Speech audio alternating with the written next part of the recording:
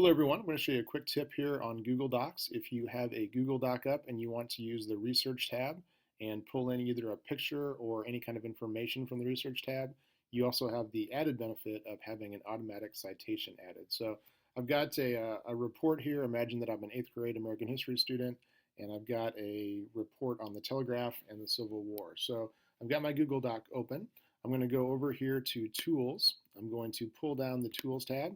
And I'm going to select Research. And when I do that, I'm going to get a little Research tab that's going to open up on the right side of my document. So I would like to add a picture that would go along with my report.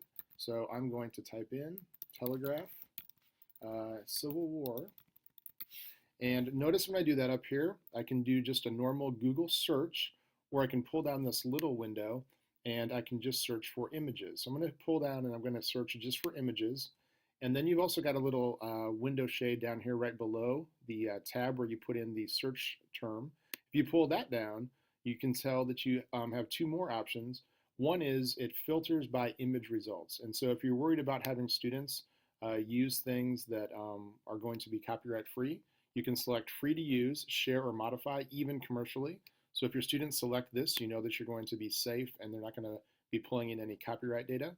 You can also decide how you want to cite the image, which you'll see here in a second.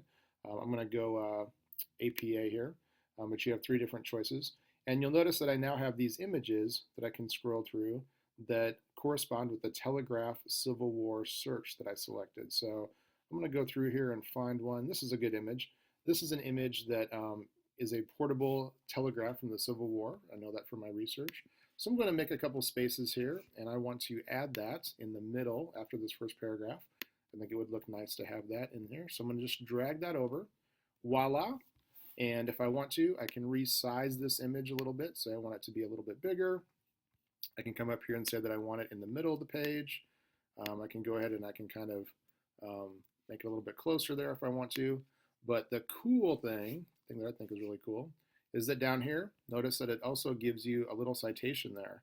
So there's a number 1 there, and then it's going to come down, and it tells you retrieved from. It's got the appropriate APA citation format, and as I add more images, it'll continue to cite those in order. So if I add 2 more images, and I decide to pull in another one later, it's going to automatically put those in the correct order. So a very cool way to filter your search, find the images, use them properly, and then also have proper citation.